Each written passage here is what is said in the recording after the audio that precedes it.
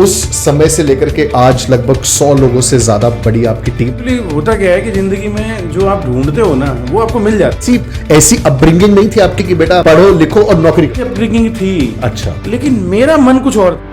Young mind जो होता है ना वो खराब भी हो सकता है और सही दिशा में भी जा सकता है। बीज कैसे बोया? क्या फैमिली में कोई बिजनेसमैन था या बचपन में कोई किताबें पढ़ ली? स्कूलिंग आपकी हिंदी मीडियम रही या इंग्लिश मीडियम? हिंदी मीडियम। बड़ी टीम है आज हमारी। कोविड ने बहुत कुछ सिखा दिया। बहुत लोग ऐसे भी थे जिन पे भरोसा किया गया बट कोविड में वो टूटे। स्टोरी नहीं बता रहा हूँ मैं आपको, ये बिल्कुल सही बात है।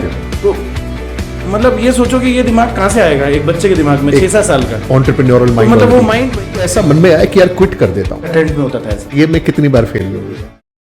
हेलो फ्रेंड्स, ये नितिन सोनी है। दोस्तों आज मैं बहुत एक्साइटेड हूं क्योंकि आज की जो कॉन्वर्सेशन करने जा रहा हूं एक ऐसे शख्सियत से, एक ऐसे इंसान से जो अपने आप में एक इंस्पिरेशन है। उनकी जर्नी अपने आप में आपको इंस्पायर कर देगी, उनकी बातचीत आपको इंस्पायर कर देगी।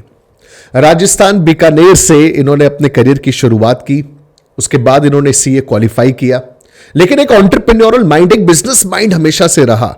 तो ना जॉब की तरफ गए और ना किसी और तरफ, इन्होंने एक बिजनेस बिल्ड किया, एक ऐसा बिजनेस जो आज पूरे भारत में फैला हुआ है और एक बहुत बड़ी टीम, लगभग 100 से ज्यादा लोगों की टीम के साथ ये काम कर रहे हैं। मैं आपको मिलवा रहा हूं आज हेमंत गुप्ता जी से। हेमंत जी, स्वागत है आपका। नमस्कार।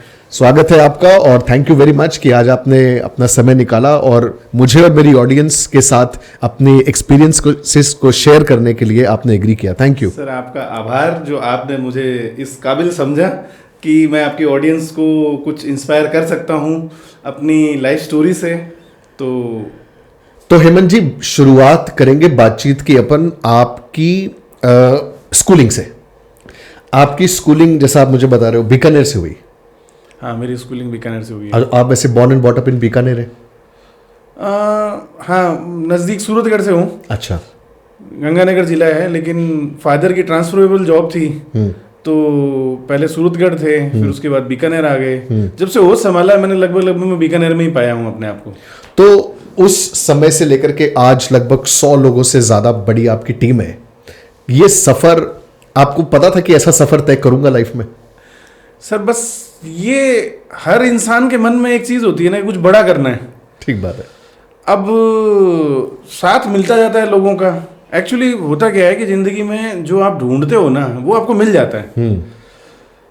तो शुरू से ही रहा मेरा, और इसमें मेरे फादर साहब का बहुत रोल है। उन्होंने ठुकाई पिटाई सब करके कम से कम अपने बच्चों को इंगेज रखा। ठीक बात है। फ्री नहीं छोड़ा कभी भी। मतलब चाहे वो छोटी मोटी दुकान करा दी या मतलब कुछ भी करा दिया, लेकिन इंगेज रखा। भाई हमें अपने टाइम में मतलब खेलने जाने की कोई परमिशन नहीं हुआ करती थी। कोई खेलना ही नहीं है क्योंकि ये तो पिताश्री को पता है कि खेल तो वैसे भी लेंगे। कुछ नहीं, मतलब कहीं ना कहीं उन्होंने इंगेज करके रखना है। और शुरू से ही जब से होश संभाला है, पढ़ाई के अलावा किसी और चीज़ में, किसी बिजनेस एक्टिविटी में, छोटा था। और फिर मेरा खुद का ही मन था। छोटा था जब 4-5 साल 6 साल का था, तब से पतंगे बेची। मतलब आप ये सोचो कि कुछ ना कुछ करना है, कुछ ना कुछ पैसे कमाने हैं। तो ये बड़ा इंटरेस्टिंग बात है। तो कि ऐसी अपब्रिंगिंग नहीं थी आपकी, ऐसी परवरिश नहीं थी कि बेटा पढ़ो लिखो और नौकरी करो? जनरली अपने मिडिल क्लास में ऐसा रहता है, पढ़ो लिखो नौकरी करनी है। नहीं, यही अपब्रिंगिंग थी। अच्छा। लेकिन मेरा मन कुछ और था। अच्छा। मेरा मन ये था कि मैं 6-7 साल का था ना, मेरे फादर जी किसी शादी वादी में गए, मेरी फैमिली पूरी। हाँ। मैं और मेरा छोटा भाई अकेले रह गए घर में। मैं 5 रुपए दे के गए मुझे। 5 रुपए में से मैंने मार्केट गया, 3 रुपए की पतंगे खरीद ली। अच्छा। और उनको बेचना शुरू कर दिया। पीछे 5-7 दिन के लिए हम लोग फ्री थे, पड़ोसियों के भरोसे छोड़े थे। क्या बात है। तो मतलब ये सोचो कि ये दिमाग कहाँ से आएगा एक बच्चे के दिमाग में 6-7 साल का एंटरप्रेन्योरल माइंड। तो मतलब वो माइंड वहीं से शुरू है। तो फिर ये बताइए कि ये बीज कैसे बोया? क्या फैमिली में कोई बिजनेसमैन था या बचपन में कोई किताबें पढ़ ली या कोई पिक्चर ऐसी देख ली? सर, मुझे लगता है बढ़िया हैं हम, इसलिए खून में है। मतलब वो खून वो मार रहा है कि खून उबाल मारता है कि हाँ, यार वही। हाँ कि बिजनेस करना है, कुछ बिजनेस कर रहा है कुछ। अच्छा। तो उसके बाद मैं इस बात को जानने में बड़ा इंटरेस्टेड हूं कि स्कूलिंग आपकी हिंदी मीडियम रही या इंग्लिश मीडियम रही? Sir, Hindi medium. Hindi medium. Father lab assistant थे, बहुत ज़्यादा ऐसी कोई इनकम नहीं थी, बंदी बंधाई सैलरी थी, 3 बच्चे थे, हम 3 भाई बहन हैं जी। भगवान की दया से आज अच्छे सेटल्ड हैं। मेरा छोटा ब्रदर भी सीए है और मेरी जो सिस्टर है वो मिसेस इंडिया वर्ल्ड वाइड में पार्टिसिपेट कर चुकी है। वाह, वेरी नाइस। कोलकाता रहती है जी। मतलब अब तो खैर सब लोग अब एक साथ ही काम कर रहे हैं, मतलब मेरी सिस्टर भी मेरे साथ ही काम कर रही है, अच्छा। मेरा ब्रदर भी मेरे साथ ही काम कर रहा है। अच्छा। तो मैं अपनी फैमिली को एक बिजनेस मॉडल में ले आया अल्टीमेटली। मेरे छोटे ब्रदर ने पहले जॉब ही की थी क्योंकि वो रैंक होल्डर था सीए में। Okay okay. क्योंकि सही बात बताऊं तो अब मेरा तो पढ़ाई में ज़्यादा मन लगता नहीं था। सही बात बताऊं तो सीए भी मैंने जबरदस्ती करी है, केवल इसलिए करी है कि मुझे कुछ करना है और सीए कर लेंगे तो लोगों का एक ट्रस्ट बिल्ड हो जाएगा। ठीक बात। मैंने जो भी काम किया वो ट्रस्ट बिल्ड करने के लिए करना मुझे बिजनेस ही है। मैंने आपको पहले ही बता दिया कि 6 साल का बच्चा ही जब इतनी सी बात सोच के करने लगा, फिर मैंने उस टाइम में ये भी किया जब पापा आ गए वापस उस टाइम पर कि तुम ये क्या कर रहे हो। हमने पतंगे छुपा छुपा के रखी, फिर भी बेची। फिर उसके बाद अगली बार गए तो मैं कॉमिक्स ले आया, उस टाइम कॉमिक्स चलती थी, उनको किराए पे देना शुरू कर दिया। अच्छा। अब मेरे पिताश्री को भी आइडिया समझ में आ गया है, थोड़े दिनों बाद बात खुल गई। अब उन्होंने तो फिर पूरा ही करना शुरू कर दिया। और वही फिर आगे बना मेरा। जब मैं बीकानेर आया सूरतगढ़ में करते थे। अच्छा। जब बीकानेर आया तो पापा को पता चला कि ये लाइब्रेरी चलाना यहाँ पे ऐसे नहीं होगा, यहाँ पे तो लोगों को घर घर जाके देनी पड़ेगी। अच्छा। तो आप ये समझोगे कम से कम 5-6 साल जब तक मैं 12th और ग्रेजुएशन नहीं हो गया तब तक मैंने लाइब्रेरी चलाई। ओके। लोगों के घर घर जाके अच्छा। मैगजीन्स, कॉमिक्स और ये सब बांटे। ये तब की बात है जब आप खुद एक स्कूल में एज ए स्टूडेंट पढ़ाई कर रहे थे या कॉलेज में? स्कूल कॉलेज में जब पढ़ाई कर रहा था साथ साथ। मेरे फादर बिल्कुल ट्यूशन के खिलाफ थे। अच्छा। तो मुझे अगर ट्यूशन करनी होती थी तो मुझे अपना पैसा खुद निकालना होता था उस ट्यूशन को देने के लिए। कई बार तो ऐसा होता था कि मैं 1 महीने ट्यूशन करता था, फीस दे नहीं पाता था, तो मैं वहां से छोड़ के किसी दूसरे टीचर के पास चला जाता था। यही फॉर्मूला इवन मैंने सीए में भी अपनाया था। जब तक मैं मतलब उस काबिल नहीं हो गया कि मैं चीजें कर लूं, तो ये चीज रही है मेरी कि सीए में एडमिशन लेने तक भी मैंने वो लाइब्रेरी चलाई है, जिससे 2-3 हज़ार रुपये महीने में कमा लेता था। क्या बात है। और उससे मेरी चीजें चलती थी, बुक्स वगैरह खरीदना ये सब।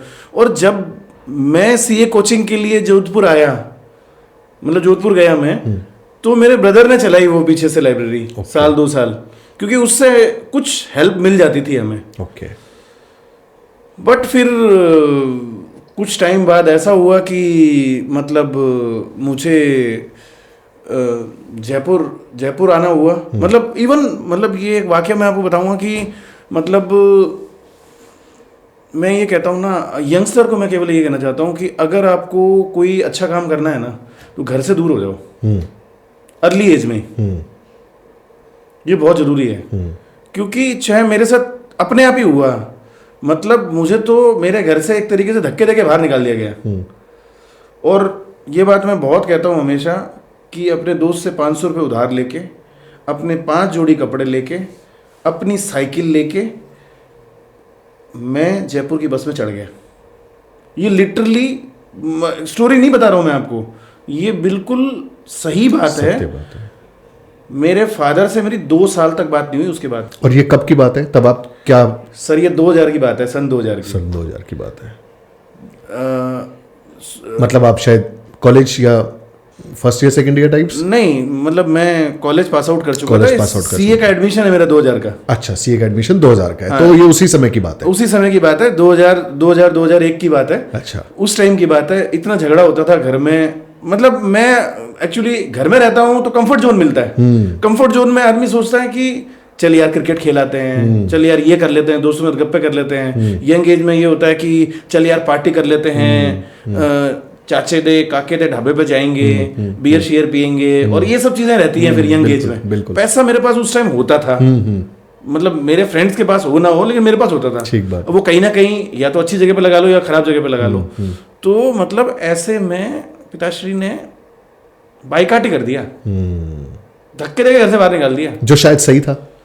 मैं कहता हूँ बहुत सही था। बहुत सही उस वक्त मैं गालियां देता था अपने पिताश्री को। अब हर बच्चे को ना, हर यंगस्टर को ये लगता है कि उसके पेरेंट्स गलत हैं। ठीक बात है। एक टाइम आती है, ये आपने सुना भी होगा, तो उस टाइम मुझे लगता था। लेकिन उसके बाद मेरे फादर हमेशा से स्ट्रिक्ट थे, लेकिन बहुत जब वो उनकी मतलब डेथ 2011 में हो गई थी, उससे पहले साल 2 साल पहले मैंने किसी के मुंह से सुना था, उनके मुंह से तो कभी नहीं सुना, कि मतलब मेरे आंसू निकल आए, रोंगटे खड़े हो गए मेरे उस वक्त, कि मेरे पिताश्री ने किसी को बोला, जिसने आके मुझे बताया बाद में कि देखो हेमंत ने सब कुछ सेट कर दिया, अपने भाई को भी सेट कर दिया, अपनी बहन को भी सेट कर दिया, सब कुछ अपने सही तरीके से हो गया, सब कुछ बढ़िया तरीके से हुआ। मतलब जो भी हुआ, ये 2011 की बात है। तब तक दोनों भाई सीए बन चुके थे, सिस्टर भी बाहर निकल चुकी थी, सब कुछ हो चुका था जी। तो अच्छा लगता है उस टाइम। उन्हीं पिताजी को फिर नाज हुआ आप पर। हाँ, वो मतलब उन्होंने कभी आपको नहीं करवाया, आपको नहीं कहा ये बात, फील नहीं करवाया मुझे। ये मुझे लगता है हमारे इंडियन पेरेंट्स के अंदर है कि वो बच्चे के मुंह पर उसकी तारीफ नहीं करेंगे, लेकिन पीछे से जरूर वो दिल में रखते हैं कि ये मेरा बच्चा लायक निकला आखिरकार। बिल्कुल बिल्कुल बिल्कुल। मैं देख सकता हूँ आप इस बात को कहते हुए इमोशनल हो रहे हैं। एक्चुअली आपने ना वो तार छेड़ दी है जो मतलब रियल में मैंने, क्योंकि अब क्या है कि सीए बनने के बाद बिजनेस की बात होती है लोगों से, मतलब वो पुरानी बातें होती नहीं है अब। जी सारी बातें पीछे छूट चुकी हैं शायद। ठीक बात है हेमंत जी, और बस यही कोशिश है कि आई एम श्योर हमारी इस बातचीत को जब स्टूडेंट्स देखेंगे, लोग देखेंगे, तो कनेक्ट कर पाएंगे, क्योंकि आज भी दूर दराज टियर 2 सिटीज में, गांव में पेरेंट्स, शायद मेट्रो सिटीज में तो नहीं, लेकिन दूर दराज आज भी पेरेंट्स उतने स्ट्रिक्ट हैं अपने बच्चों पर। हाँ। और कहीं ना कहीं शायद इसलिए स्ट्रिक्ट है कि वो चाहते हैं कुछ बने, अब तक समय बर्बाद ना करे। लेकिन आपकी स्टोरी आई एम श्योर लोगों को इस बात के लिए इंस्पायर करेगी कि कुछ अपने पेरेंट्स मतलब उनकी बात को सही साबित करना है। अगर वो कुछ हमें गुस्सा भी कर रहे हैं, नाराज भी हो रहे, तो हमें आपने जैसे मेहनत से अपना करियर बनाया और इवेंचुअली उनको प्राउड महसूस कराया, तो वही सबसे बड़ी बात है। मेहनती फादर नहीं बनाया मुझे जी। एक यंग माइंड जो होता है ना, वो खराब भी हो सकता है और सही दिशा में भी जा सकता है। बिल्कुल। और यंग माइंड को अगर अभाव होगा ना किसी भी चीज का, जी, तो वो सही दिशा में जाएगा ही। ठीक बात है। गलत दिशा में वो जा ही नहीं सकता। नहीं जा सकता। मेरे साथ यही हुआ। मैं सही दिशा में इसलिए आगे बढ़ पाया कि मेरे पास अभाव था। आज हम अपने बच्चों को मतलब अभाव में नहीं जीने देना चाहते। ठीक बात है। शायद बट उसका 5% भी, हाँ, उसका 5% भी अभाव आज के बच्चे नहीं देखते। आज के बच्चे नहीं देखते। ठीक बात है। और हम ये सोचते हैं कि शायद जो हमें चीजें नहीं मिली वो हमारे बच्चों को मिले।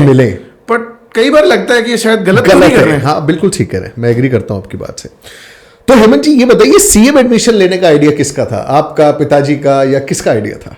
सर किसी का भी आइडिया नहीं था, केवल एक ही चीज थी, सीए हिंदी मीडियम में हो सकती है। अच्छा। इंग्लिश अपने समझ में आती नहीं थी। अच्छा, ओके, ठीक है ना, क्योंकि ग्रेजुएशन करने के बाद ही पता चला कि अब क्या करना है। ग्रेजुएशन तो हो गई, ठीक है, लेकिन जिंदगी की किताब तो अब पढ़नी है ना। ठीक बात। ग्रेजुएशन हो गया, अब क्या करना है? अब क्या करना है, हाँ। वो सारी जिंदगी किताबें तो नहीं बांट सकते, या लाइब्रेरी तो नहीं चला सकते, कुछ ना कुछ तो करना पड़ेगा। तो ग्रेजुएशन के बाद मैंने कहीं जॉब भी की, किसी फैक्ट्री वगैरह में। नहीं समझ में आया, ये अपना तो है ही नहीं। मतलब बढ़िया के समझ में नहीं आएगा ना कि बिजनेस के अलावा नौकरी कैसे करनी है, कर ही नहीं सकते। तो फिर उसके बाद किसी ने कहा कि मतलब एमबीए कर लो। मैं एमबीए कोचिंग में गया, वहाँ अंग्रेजी, रीजनिंग उल्टी सीधी अपने समझ में आया रीजनिंग, अब रोकड़ा समझ में आता। आपने ग्रेजुएशन का बीकॉम किया था? हाँ, बीकॉम किया। अच्छा, ठीक। तो और उसमें अच्छे मार्क्स आए मेरे। जैसे फैक्ट तो बताऊं, मैं बहुत पढ़ाई लिखाई में होशियार बंदा नहीं था। होशियार तो था, लेकिन मैं पढ़ता लिखता नहीं था। गलत संगत में पड़ गया 9th-10th में, तो 10th में मेरी कंपार्टमेंट आई थी। अच्छा। 11th मेरा टाइम खराब हुआ, तो 11th मैंने दोबारा करी, वहाँ 1 साल बर्बाद हो गया मेरा। ठीक है। 12th में मेरे 42% आए थे। ठीक है। फिर 1 साल मैंने पढ़ाई छोड़ दी। फिर तो ऐसे गबर चबर चलता रहा। फिर कॉमर्स में आने के बाद मैं बिल्कुल सेटल हो गया। मुझे लगा जैसे मुझे अपनी स्ट्रीम मिल गई, ये बढ़िया बुद्धि आ गई। फादर ने जबरदस्ती साइंस में लगा रखा था। अच्छा। अब साइंस मैथ दे रखी थी, हाँ बढ़िया है, हम लोग मैथ अच्छी है हमारी, तो वो कॉमर्स में भी काम आ गई। तो कॉमर्स में बीकॉम करी और वहाँ नंबर अच्छा है, फादर जी भी खुश। लेकिन औकात पता चल गई बाद में, जब सीए में एडमिशन लेके अकाउंट्स में 6 नंबर आए। अच्छा। रियल में कि भाई ये एग्जाम बड़ा टफ होने वाला है, ठीक बात, ये बीकॉम नहीं है, ये बीकॉम नहीं है। तो अल्टीमेटली क्या हुआ कि मतलब भाई हिंदी मीडियम में होगी ये कर ले, ये घर बैठे हो जाएगी, कहीं नहीं जाने की जरूरत है, हिंदी में मॉड्यूल आते हैं हिंदी में पढ़ने में, और बहुत महंगा कोर्स भी नहीं है, वो महंगा कोर्स भी नहीं है, हाँ कोई ज्यादा वो नहीं है। बिल्कुल बिल्कुल। एडमिशन ले लिया और सीए साहब के साथ पास में 3 साल की ट्रेनिंग दे दी है, वो स्टाइफंड भी देंगे। हाँ, तो वो बात एक अलग है कि बीकानेर जैसे शहर में स्टाइफंड के नाम पर क्या होता है, कुछ भी नहीं, मतलब वो कुछ भी नहीं, क्या वो मतलब इधर से चेक देते हैं, उधर से कैश वापस ले लेते हैं, यहाँ तक भी हालात है। ठीक बात है, ठीक बात है। तो ऐसा ही रहा था मेरे साथ भी, ठीक बात है। कुल मिला के। तो पूरे दिन ऑफिस में बैठो और कुछ मिले भी ना। हाँ। तो सीए इस तरह से आपने ये देखा कि हिंदी मीडियम कोर्स है तो चलो सीए करते हैं। तो हेमंत जी सीए में कितनी बार फेल हुए? सर मैं कितनी बार फेल हुआ, अनगिनत बार फेल हुआ। मतलब फैक्ट बता दूं मैं आपको कि इसमें मैं आपको एक चीज़ और बताना चाहूँगा आज के युवाओं को खासकर। सीए में एडमिशन ले लिया मैंने। अब उसके बाद क्या हुआ कि मेरे 1.5 साल बाद एग्ज़ाम था, फर्स्ट अटैम्प्ट 1.5 साल बाद था। फ्रेंड्स थे एक दो जो भी कोचिंग ले रहे थे। मेरे फादर जी ने कहा नहीं, थोड़ी बहुत कोचिंग लेनी, बट माइंड में धीरे धीरे मेरे ये भरा जाने लगा कि जोधपुर जाना पड़ेगा, वहाँ पे कोचिंग अच्छी है, बीकानेर में कुछ होगा नहीं, ऐसा वैसा जो भी है। तो फादर साहब को अप्रोच लगाई मैंने कि हाँ भी ऐसे ऐसे करना है, तो उन्होंने मुझे जोधपुर भेजा भी। मैंने वहाँ कोचिंग भी की, लेकिन वहाँ पे फिर मैं बीमार पड़ गया और इधर फादर साहब के यहाँ पर स्ट्राइक हो गई और 2 महीने तक उनको सैलरी नहीं मिली। तो मुझे मजबूरन वापस आना पड़ा जी। और मैं 2-2.5 महीने वहाँ पढ़ाई कर पाया। लेकिन वहाँ देखने के बाद मुझे ये लगा कि यार ये तो सब मैं पढ़ सकता हूँ, ये कुछ ऐसी चीज़ नहीं है जो मुझे समझ में नहीं आ रही है।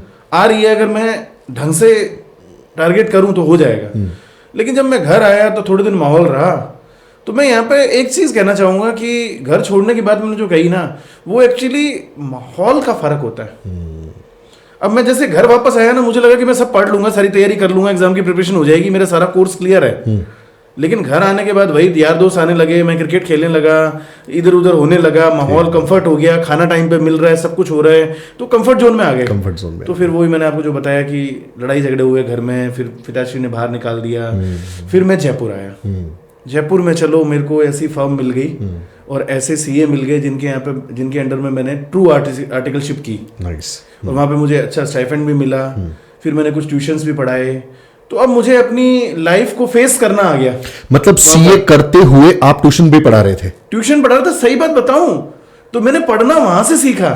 ठीक बात। मैं ट्यूशन पढ़ाते हुए मैं खुद बीकॉम में 2nd ईयर की स्टूडेंट को पढ़ा रहा हूँ। और मुझे कुछ समझ में नहीं आ रहा।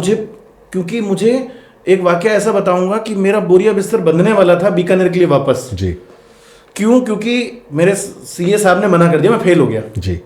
सीए साहब ने मना कर दिया, अब मैं तुझे नहीं रख रहा अपने पास।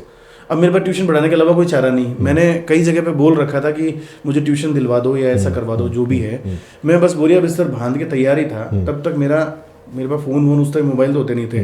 तो ऊपर लैंडलॉर्ड के ऊपर फोन आ गया कि एवर जी वो कुछ ट्यूशंस हैं आपके लिए, आप आ जाओ। अच्छा। और मैं सही बता रहा हूँ, अगर वो 2 दिन बाद फोन आता तो शायद मैं बीकानेर वापस निकल गया होता हार मान के जी। तो कहते हैं ना, भगवान मेहनत करने वालों के साथ होता है, रास्ता कुछ ना कुछ निकल जाता है। और मेरे साथ जिंदगी में हमेशा यही हुआ है। बिल्कुल। आगे ऐसे बहुत पड़ाव आए हैं जिंदगी में। लेकिन तो सीए करते करते आप ट्यूशन पढ़ा रहे थे और अपना हाथ खर्चा खुद निकाल रहे थे?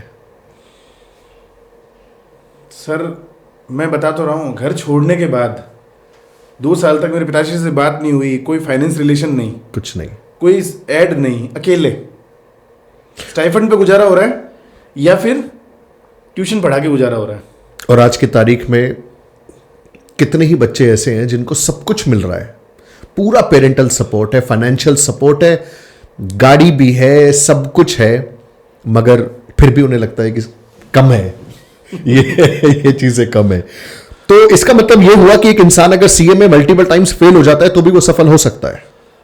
सर देखिए क्या होता है ना, हो सकता है कॉर्पोरेट में जॉब उस तरीके से ना मिले जी। लेकिन कॉर्पोरेट तो क्या है कि क्रीम लेना चाहता है जी, मतलब फट फट फट फट फट, और उनको एक जैसा काम कराना है। मैं तो किसी भी सीए को कहूंगा या कोई भी स्टूडेंट किसी भी चीज को कर रहा है जी कॉर्पोरेट की तरफ शुरुआत में मत देखो। जी शुरुआत में आप कुछ अपना काम करो या फिर किसी ऐसी जगह जॉब करो जो स्टार्टअप्स हैं जी वहां पे आपको सीखने को ज्यादा मिलेगा और वहां पे आपकी डिग्री क्वालिफिकेशन कोई बहुत पूछेगा भी नहीं। बिल्कुल आप कितनी बार पास हुए कितनी बार फेल हुए कोई मतलब नहीं है, बिल्कुल आपको सीखने को भी वहां पे बहुत कुछ मिलेगा। तो मेरा कहना ये है कि ठीक है मैं कोई बुराई नहीं करूंगा, रैंक लाने में कोई बुराई नहीं है, फर्स्ट अटेम्प्ट में पास होने में कोई बुराई नहीं है, पीडब्ल्यूसी में आर्टिकलशिप करने में कोई बुराई नहीं है, ठीक है ना। लेकिन अगर वो नहीं मिल रहा है तो इसका मतलब ये नहीं है कि आपकी जिंदगी में सब कुछ तबाह हो गया। एग्जैक्टली बिल्कुल बिल्कुल। आप बहुत कुछ अच्छा कर सकते हो सकता है भगवान ने आपके लिए कुछ अच्छा सोच रखा हो। ठीक बात।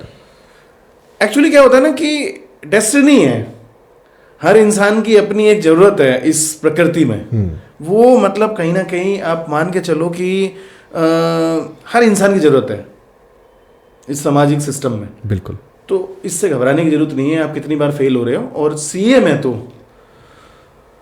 आप जितनी ज्यादा बार फेल हो रहे हो उतने ज्यादा आप पक्के हो रहे हो, स्ट्रांग हो रहे हो। बिल्कुल। और यही जब यहां तो सिलेबस है आपके पास, जिंदगी बाद में जब बिना सिलेबस के चलेगी ना आपके सामने तब आपको समझ में आएगा। ये सोचते हैं कि फर्स्ट अटेम्प्ट सब कुछ है, अगर पीडब्ल्यूसी से आर्टिकलशिप नहीं हुई या किसी बिग फोर से आर्टिकलशिप नहीं हुई तो कुछ नहीं है। हम ये सोचते हैं कि अगर रैंक नहीं आई तो क्या होगा जिंदगी का। लेकिन मैं ये कहना चाहूँगा सभी को जो ये इंटरव्यू सुन रहे हैं इस वक्त, कि आपके सामने इस वक्त एक ऐसा शख्स है जो ये एक लाइव टेस्टिमनी है इस बात का कि अगर रैंक नहीं है, अगर फर्स्ट अटेम्प्ट नहीं है, अगर फाइनेंशियल सपोर्ट नहीं है फैमिली का, उसके बाद भी आप अपना नाम कमा सकते हो, अपने पेरेंट्स को प्राउड महसूस करा सकते हो। आप वो सब कर सकते हो, अचीव कर सकते हो जो आप करना चाहते हो। क्योंकि ये जो फेलियर्स है सीए के, ये आपको जिंदगी के लिए तैयार कर रहे हैं। वो जब आउट ऑफ द सिलेबस जिंदगी जब एग्जाम के क्वेश्चंस करेगी ना, तो आपको ये फेलियर्स जो अभी पक्का कर रहे हैं ना, ये काम आएंगे। बहुत ही अच्छी बात कही मंजी आपको आगे के जब जो फेलियर होंगे ना उसके सामने ये फेलियर कुछ भी नहीं लगेंगे। वैसे भी एक जनरल बात है जी, हम अपनी जिंदगी में पीछे 10 साल पीछे मुड़ के देखें जी, पुराने टाइम में, तो जो उस टाइम मुश्किलें थी आज वो मजाक लगती हैं। ठीक बात है। आज इंसान जिस मुसीबत में फंसा हुआ है अभी, उसको वही लगता है कि यार ये बड़ी मुसीबत है, मेरे लिए सबसे बड़ी मुसीबत है। लेकिन पिछले 10 साल जाके देखो ना, 10 साल पहले जो मुसीबतें आपके साथ थी वो अब नहीं है, और आप उन पे हंसोगे कि मैं उस वक्त यूं टेंशन कर रहा था। बिल्कुल। तो प्रेजेंट पर टेंशन करने की बजाय मेहनत करो। बिल्कुल, एब्सोल्युटली। तो हेमंत जी, फाइनली आप सीए बने, क्या रिएक्शन था आपका जिस दिन आप पास सीए बन गए? सर एक्चुअली सही बात बताऊं तो मैं और मेरा छोटा ब्रदर एक ही दिन सीए बने थे, एक ही अटेम्प्ट में। अरे वाह, क्या बात है। अच्छा। और मैं टॉयलेट में था। अच्छा। और मुझे उम्मीद नहीं थी कि मैं पास हो जाऊंगा। मेरे भाई की तो उम्मीद थी, हाँ। क्योंकि वो तो सीए इंटर में रैंक होल्डर, फाइनल में फर्स्ट अटेम्प्ट होल्डर, उसने 2 ही अटेम्प्ट दिए थे, बोथ ग्रुप बराबर क्लियर। उसका तो मुझे पता ही था, पर मेरा ही नहीं पता था मुझे। मैं उससे 3.5 साल बड़ा हूँ, तो ऑब्वियस है कि मैंने 3.5 साल पहले ज्वाइन करी होगी सीए, अब बने हम एक साथ। बिल्कुल। तो 3.5 साल के हिसाब से आप ये समझ लो कि 7 अटेम्प्ट मैंने फेल करे होंगे। ठीक है। बाकी अटेम्प्ट पास करे होंगे। ठीक है। तो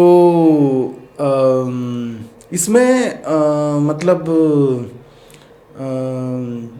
मैं टॉयलेट में बैठा हुआ था और बाहर से आवाज आई, भाई तू भी पास हो गया, तू भी पास हो गया, तू भी पास हो गया। भाई साहब फटाफट बाहर निकला, मेरे को मैं कैसे पास हो गया। और फिर मैंने ये कह दिया, सबको कह दिया कि अगर मैं पास हो सकता हूँ ना, सीए बन सकता हूँ, तो कोई भी बन सकता है।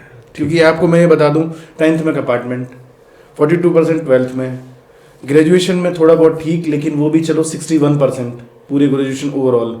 बाद में मेरा फर्स्ट अटेम्प्ट में अकाउंट्स में 6 नंबर। तो ये सब बताता है आपको कि सीए मेहनत का काम है। सीए बनना मतलब मेहनत करनी पड़ेगी आपको। इंटेलिजेंट आप ना भी हो तो चलेगा, मेहनत लंबी करनी पड़ेगी, एक पेशेंस रखना पड़ेगा। आपके एक मैराथन है, एक लंबा मैराथन आपको दौड़ना पड़ेगा। हेमंत जी, कभी ऐसा मन में आया कि यार क्विट कर देता हूँ, फेल हो रहा हूँ, आसान नहीं है कोर्स, मुश्किल आ रही है, यार इसको क्विट कर देते हैं? सर हर अटेम्प्ट में होता था ऐसा। एग्जाम देने के बाद बाहर निकलते थे तो यही होता था, अब नहीं करूंगा मैं, अब नहीं करूंगा। लेकिन जैसे एग्जाम वापस अटेम्प्ट आने वाला होता था ना, यार इतनी तैयारी कर रही है, भर दे फॉर्म। और फिर अपनी जॉब या सब मतलब अपनी कहीं भी मैं मतलब 2003-4 के आसपास में दिल्ली आ गया था। हाँ। उसके बाद मैंने जॉब तो नहीं की, लेकिन सीए साहब के अंडर में थोड़ा बहुत काम करता रहता था, अकाउंटिंग करता रहता था अपने खर्चे चलाने के लिए, ये सब चीज़ें करने के लिए। तो ये सब छोड़ देता था मैं, जब एग्ज़ाम आते थे 1 महीने की तैयारी करता था, बस सिलेक्टिव तैयारी करता था मैं, इससे ज़्यादा तैयारी नहीं करता था मैं, क्योंकि मेरे ज़्यादा चीज़ें समझ में आती नहीं थी।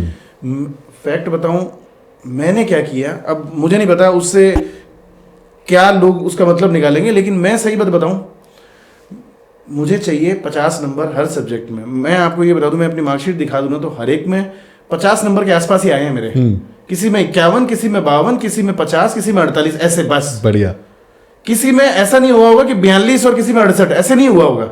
मैं आपको क्लियर बता रहा हूँ ये चीज, क्योंकि मैं क्या करता था, मैं 60 नंबर का पेपर अटेंड करता था जी।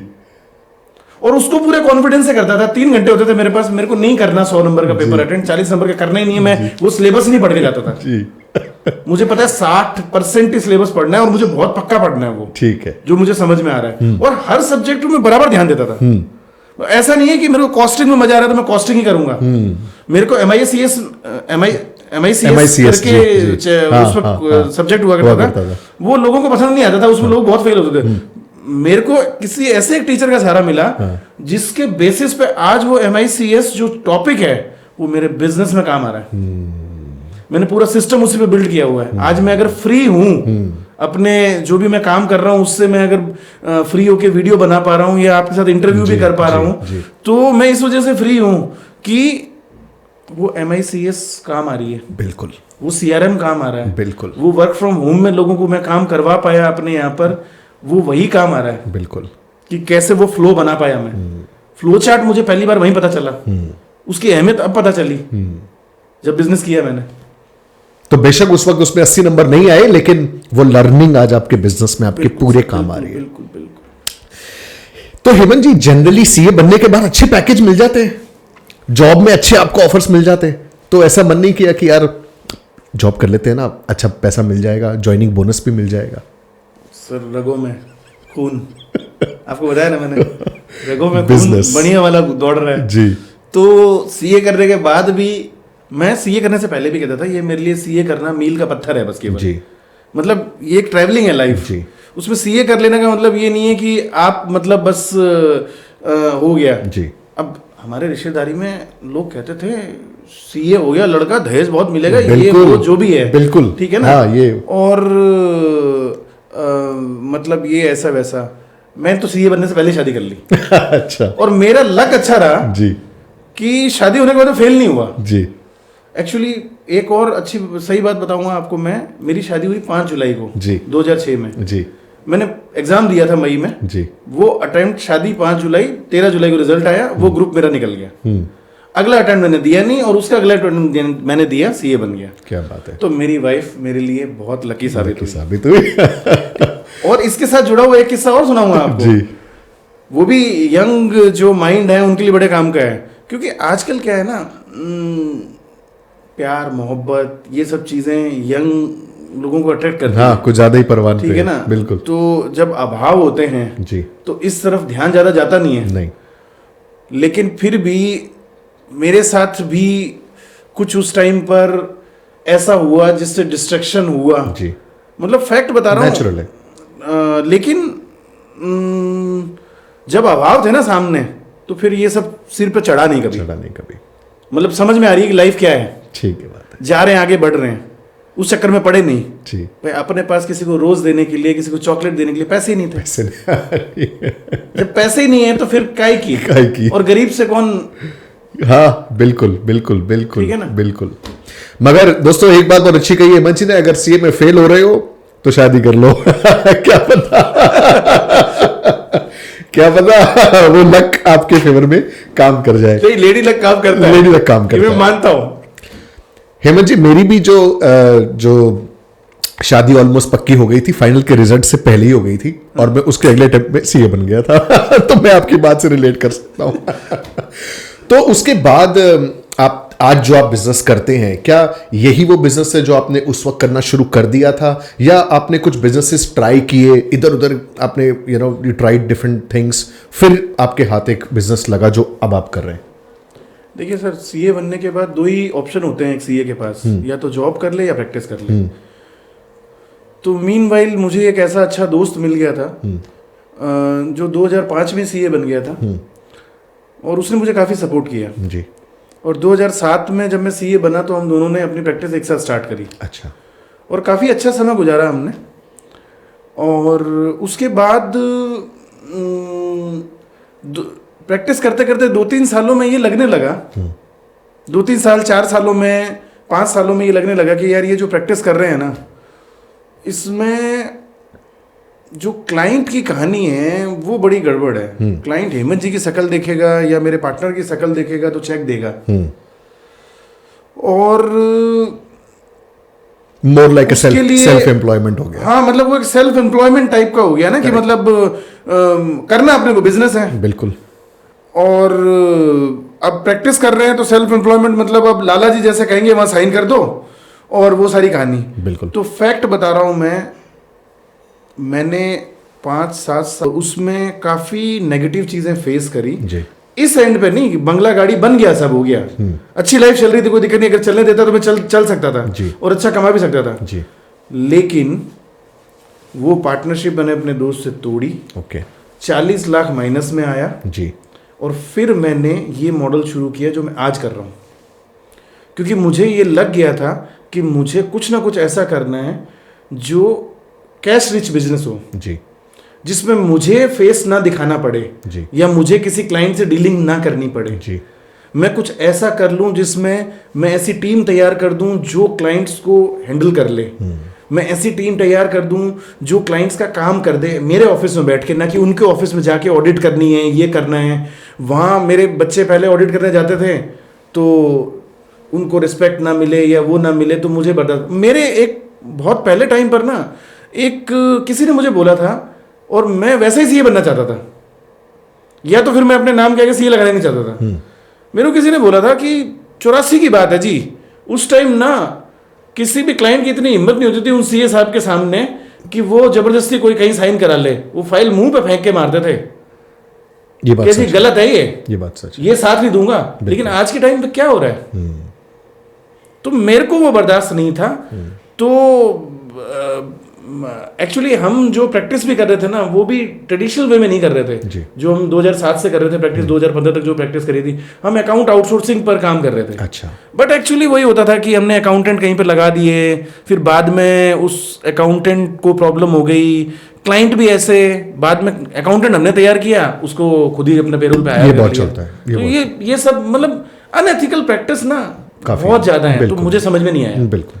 तो मुझे तो ये समझ में आया कि एंटरप्रेन्योरशिप जगह जगह फैलनी चाहिए। करेक्ट। छोटे बिजनेसमैन को कोई सपोर्ट नहीं है, वो सीए के पास नहीं जा सकता, सीएस के पास नहीं जा सकता, और उसको नकली सीए टकरते हैं, जिसके ऊपर इंस्टीट्यूट ने भी हमारा काफी अब यूडिन वगैरह ला दिया है या सब कर दिया है। तो पहले बहुत हुआ करता था ये, मैं कोई भी सीए बन के साइन कर रहा होता था, किसी सीए ऑफिस में मेरे ऑफिस में बहुत हुआ है, मेरे नाम से ना जाने कितने लोगों ने साइन करे होंगे। तो मेरे कहने का मतलब अब तो चलो वो नहीं होता क्योंकि यूडिन आ गया। तो मतलब अल्टीमेटली फिर मैंने ऐसे ही सोचा कि भाई कुछ ना कुछ ऐसा करना पड़ेगा जिसमें मतलब मैं किसी को फेस ना करूं अननेसेसरी जी। और जब आप पर्दे के पीछे होते हो ना तो आपका रुतबा थोड़ा बड़ा हो जाता है। बिल्कुल। तो फिर उस टाइम जैसे उस टाइम विवेक बिंद्रा जी का उदय हो रहा था जी, जब मैं ये कर रहा था जी, तो मेरे को बड़ा इंस्पिरेशन मिला उनसे कि ये वीडियोस वगैरह जो मतलब बना रहे हैं इस तरीके से मुझे भी बनाने चाहिए। मैंने भी बनाने शुरू कर दिए। ठीक है। वहीं से ही मैंने बनाने शुरू कर दिए। पहले तो हिम्मत ही नहीं हुई थी कि वीडियो बनेंगे कैसे, बोला ही नहीं जा रहा है, समझ में ही नहीं आ रहा है, तो वो सारी चीज़ें। तो सर अब देखो करते करते 6-7 साल हो गए, कोविड भी झेल लिया। तो क्या बिजनेस क्या है एग्जैक्टली, क्या करते क्या है आप? सर बिजनेस को अगर एक लाइन में करूँ ना तो मैं यही कहूँगा कि we help startups to start. Okay. We help startups to start. Okay. हम बेसिकली जैसे एजुकेशन सिस्टम में होता है ना, नर्सरी स्कूल और वो स्कूल, तो हम एक कड़ी हैं और मैं केवल उतने तक ही सीमित रहना चाहता हूँ कि प्ले स्कूल की तरह। अच्छा। आप आओ, खेलो, प्राइमरी चीज़ों को समझो। अगर आप नए हो बिजनेस में तो आपका जो भी बिजनेस रजिस्ट्रेशन करना है, आपको छोटी मोटी ट्रायल करना है अपने प्रोडक्ट का, आपको अपने मतलब एक ऑरा बनाना है, स्मॉल ऑरा शुरू में, ताकि आप एक ट्राई कर सको कि आप जो भी आइडिया लेके आए हो वो चलेगा कि नहीं चलेगा। प्रोटोटाइप बनाना जी, बेसिकली हमारा काम होता है, प्रोटोटाइप एस्टेब्लिश करना। ओके। तो प्रोटोटाइप अगर एस्टेब्लिश कर दिया और वो चल गया तो आपका पैसा बहुत सारा बर्बाद होने से बच जाएगा, कल को अगर बड़ा बिजनेस बना रहे हो तो। और हर बंदा, सीधी सी बात है, चाहे वो सोचे चाहे ना सोचे, हर बंदा जो बिजनेस करने में शुरू करता है ना, तो सबसे पहले प्रोटोटाइप ही बना के देखता है, चाहे उसको पता ना हो प्रोटोटाइप क्या होता है। ठीक है। बस ये है कि वो शुरुआत में छोटे बिजनेस मॉडल को चलाता है, फिर उसको, तो मैं यही कहना चाहता हूं कि उस छोटे बिजनेस मॉडल को जो तुम चला रहे हो उसको थोड़ा सा सही तरीके से चला के देखो, वरना टेस्टिंग सही से नहीं हो पाएगी। बिल्कुल। तो हम उसमें मदद करते हैं कि एक ऑरा बना देते हैं और उसमें टेस्टिंग सही से हो सकती है कि हर टाइप के आपके रजिस्ट्रेशन दिलवा दिए, कंप्लाइंस टाइम पे कर दिए, ताकि आपको लोन फंडिंग वगैरह प्रॉपर्ली मिल जाए, आपकी तैयारी करवा दी, आपको स्टार्टअप इंडिया में रिकॉग्नाइज करवा दिया, आपकी बढ़िया सा ऑनलाइन प्रेजेंस बना दिया, आपको लीगल फिट कर दिया। तो ये एक कवर बन गया आपका। अब इसके अंदर आप जो मर्जी प्रोडक्ट लाके बेचो, लोग ट्रस्ट करेंगे, तो टेस्टिंग अच्छे से हो पाएगी। ये एक मेन उद्देश्य है इसका, और कुछ नहीं है। इसलिए हम अपने आप को वन स्टॉप सॉल्यूशन कहते हैं जी। लेकिन हम केवल प्ले स्कूल हैं एक बिजनेसमैन के लिए। जैसे ही वो इस दौर से बाहर निकल जाए, फिर वो अपना सीए हायर करे, सीएस हायर करे, खुद के रिक्रूट करे बंदे, अपनी टीम बनाए। बेसिकली क्या है, नए नए बंदे को इतनी टीम नहीं मिल पाती ना जितनी मैंने बना रखी है। बिल्कुल, चाहे टेक्नोलॉजी में हो, चाहे वो सीएस हो, सीए हो। हमारे पास टोटल मिला के 11 तरीके के प्रोफेशनल इन हाउस हैं। अच्छा। सीए भी हैं, सीएस भी हैं, एडवोकेट भी हैं, मार्केटिंग कंसल्टेंट भी हैं, स्टार्टअप कंसल्टेंट भी है, वीडियो एडिटर भी है, कंटेंट राइटर भी है। हर तरीके के आपको वो मिल जाएंगे आपको। तो हेमंत जी, कितनी बड़ी टीम है आज हमारी? सर टीम कोविड के बाद अब थोड़ी सी कम हो गई है जी, लेकिन अच्छा है, काफ़ी फिल्ट्रेशन हो गई जी। कोविड ने बहुत कुछ सिखा दिया जी। बहुत लोग ऐसे भी थे जिन पे भरोसा किया गया, बट कोविड में वो टूट गया जी। तो अब मैं मतलब उस फॉर्मूले पे हूँ कि टीम छोटी हो लेकिन काबिल होनी चाहिए।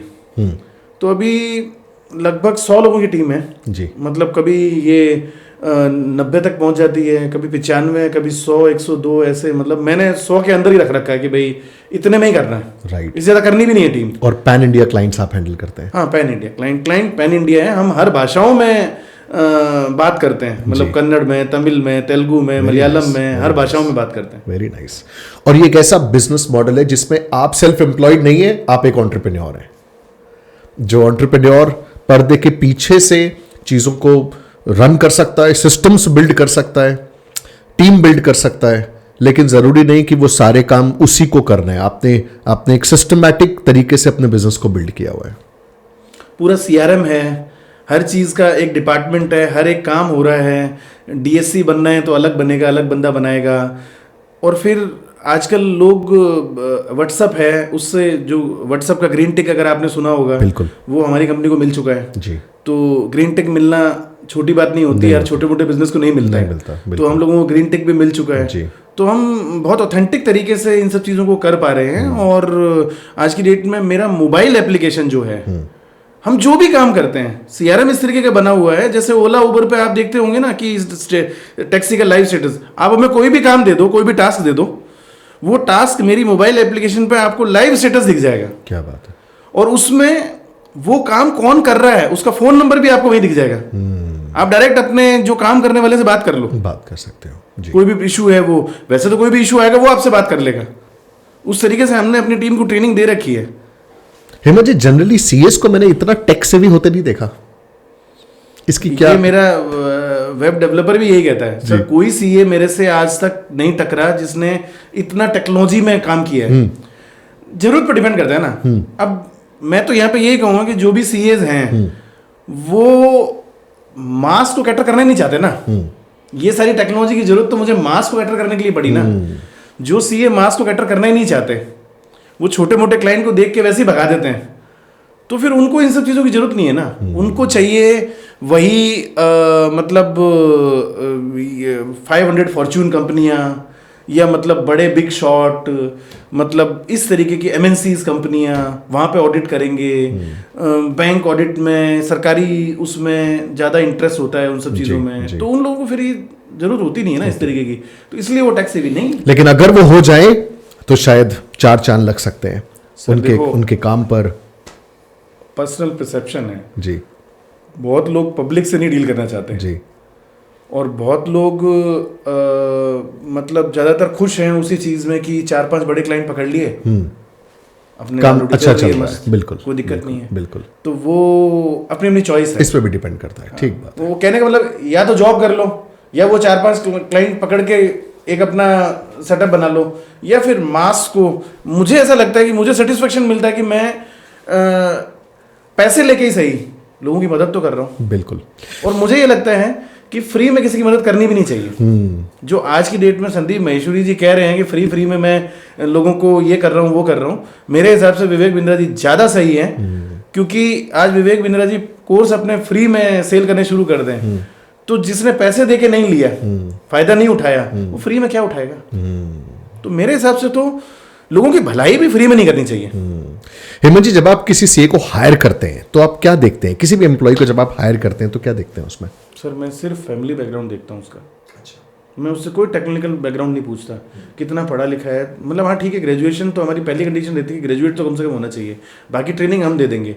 हमने अपनी ट्रेनिंग देने के लिए 100 वीडियो बनाए हुए हैं, जो ट्रेनिंग हम देते हैं पूरी तरीके से पहले एनरोल करने से पहले।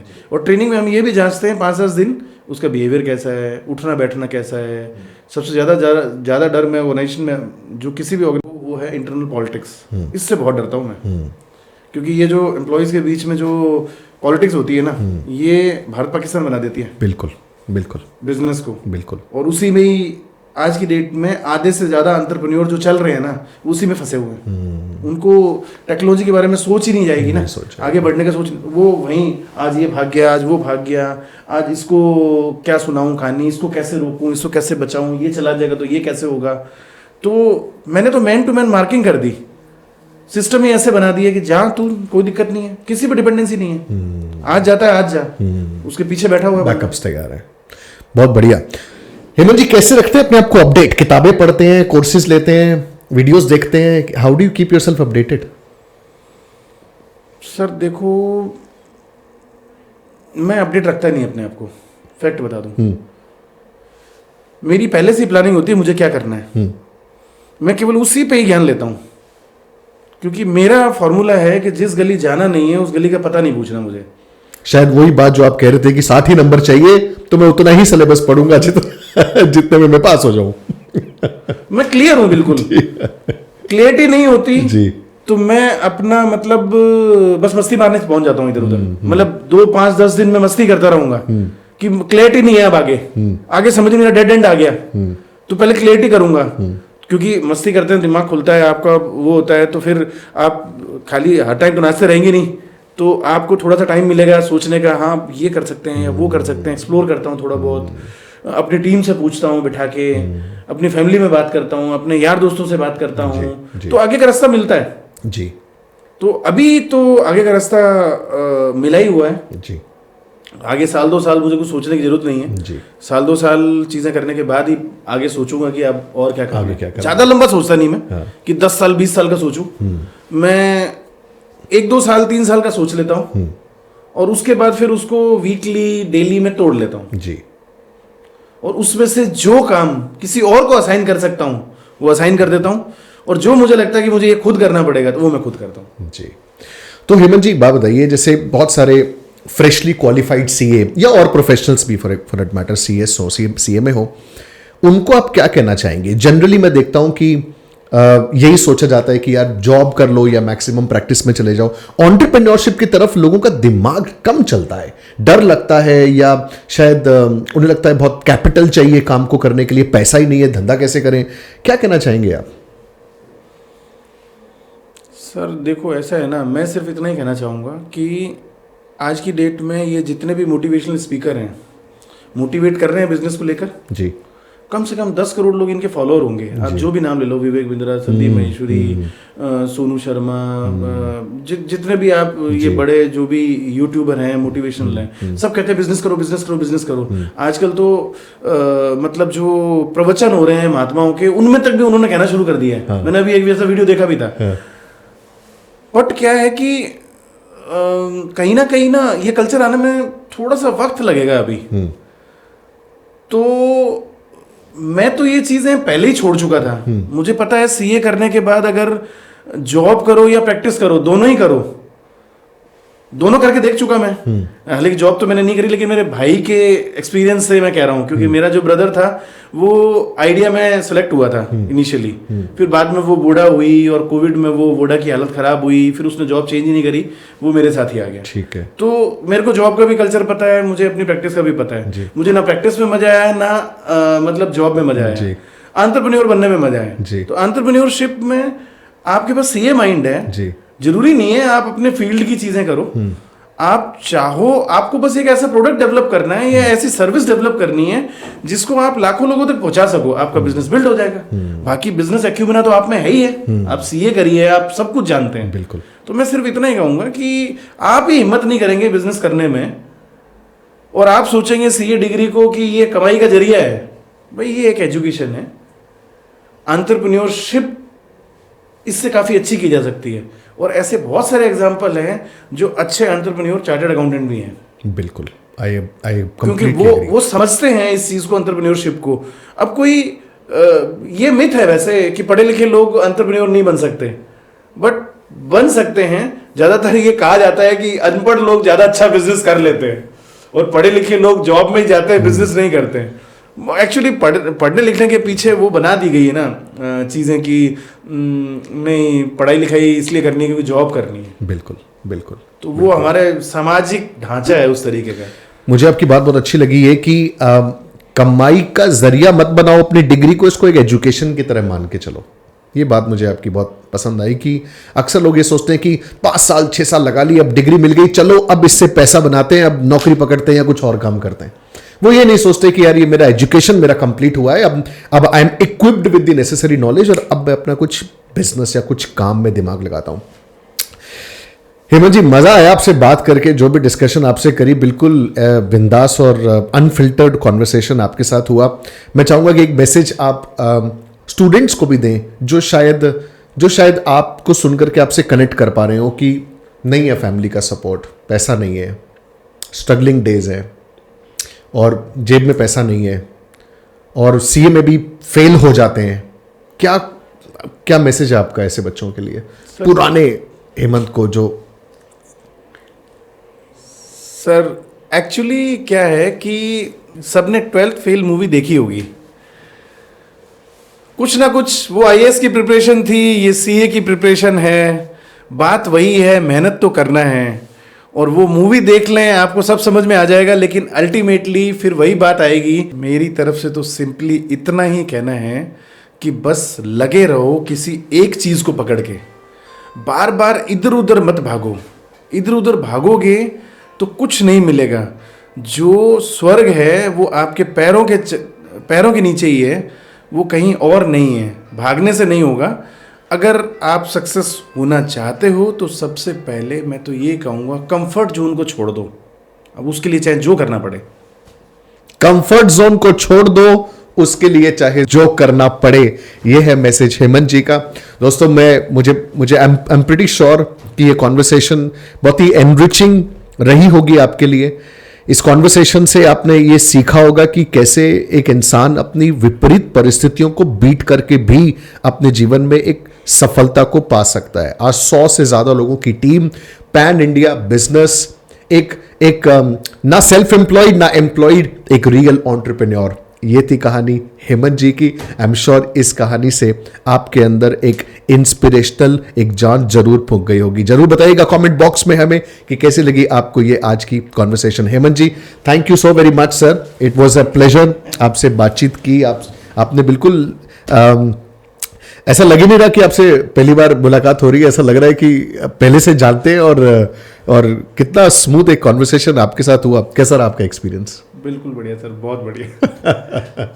चलिए, thank you so very much Hemant ji. आपसे जल्दी ही दोबारा मुलाकात करेंगे और looking forward to more such interactions. Thank you so much. Thank you.